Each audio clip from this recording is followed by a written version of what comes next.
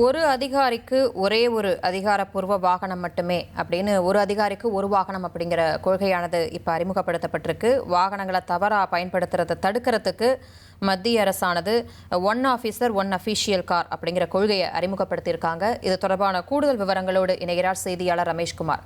வணக்கம் ரமேஷ், இந்த புதிதாக அறிமுகப்படுத்தப்பட்டிருக்கக்கூடிய கொள்கையில் இடம்பெற்றிருக்கக்கூடிய முக்கிய அம்சங்கள் என்ன? விரிவான தகவல்களை பதிவு பண்ணுங்க.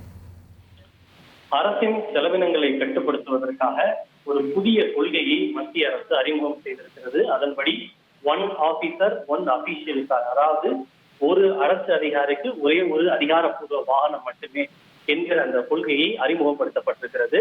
மத்திய நிதி அமைச்சகத்தின் செலவினத்துறை இது தொடர்பாக அனைத்து அமைச்சகங்கள் மற்றும் துறைகளுக்கு ஒரு சுற்றறிக்கை ஒன்றை அனுப்பியிருக்கிறது. அதன்படி ஒரு அரசு அதிகாரிக்கு இனி ஒரு அதிகாரப்பூர்வ வாகனத்தை மட்டுமே பயன்படுத்தப்பட வேண்டும்.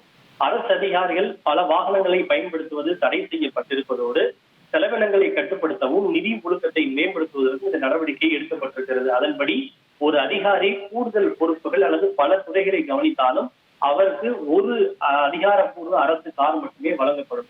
ஏனென்றால் நம்ம அரசு துறைகளை பொறுத்தவரை ஒரு அதிகாரி சில சமயம் கூடுதல் பொறுப்புகளை வகிப்பார் அல்லது அவருக்கு பலவிதமான துறைகள் கூட கூடுதலாக ஒதுக்கப்பட்டிருக்கும். எனவே இனி அவர்கள் கூடுதல் பொறுப்பை வகுத்தாலும் அல்லது பல துறைகளை கவனித்தாலும் ஏற்கனவே ஒரு கார் ஒதுக்கப்பட்டிருந்தால் அவர்களுக்கு மற்றொரு கார் ஒதுக்கப்படாது என்பது இந்த கொள்கையினுடைய மிக முக்கியமான ஒரு அம்சம். அதே போல பொதுத்துறை நிறுவனங்கள் மற்றும் தன்னாட்சி அமைப்புகளின் வாகனங்களை சொந்த பயன்பாட்டிற்கு பயன்படுத்த தடை விதிக்கப்பட்டிருக்கிறது. அரசு பணி சார்ந்த அலுவல் பயணங்களுக்கு மட்டுமே வாகனங்களை பயன்படுத்த வேண்டும் என்று தெரிவிக்கப்பட்டிருக்கிறது. அரசினுடைய செலவினங்களை குறைக்கவும் நிதி ஒழுக்கத்தை மேம்படுத்துவதற்காகவும் இந்த நடவடிக்கை மேற்கொள்ளப்பட்டிருப்பதாக அதில் தெரிவிக்கப்பட்டிருக்கிறது. நன்றி ரமேஷ்குமார், உங்களுடைய விரிவான தகவல்களுக்கு. இனி செல்லும் இடமெல்லாம் செய்தி. தந்தை டிவியின் வாட்ஸ்அப் சேனலை ஃபாலோ பண்ணினா செல்லருக்கும் இடமெல்லாம் செய்தி.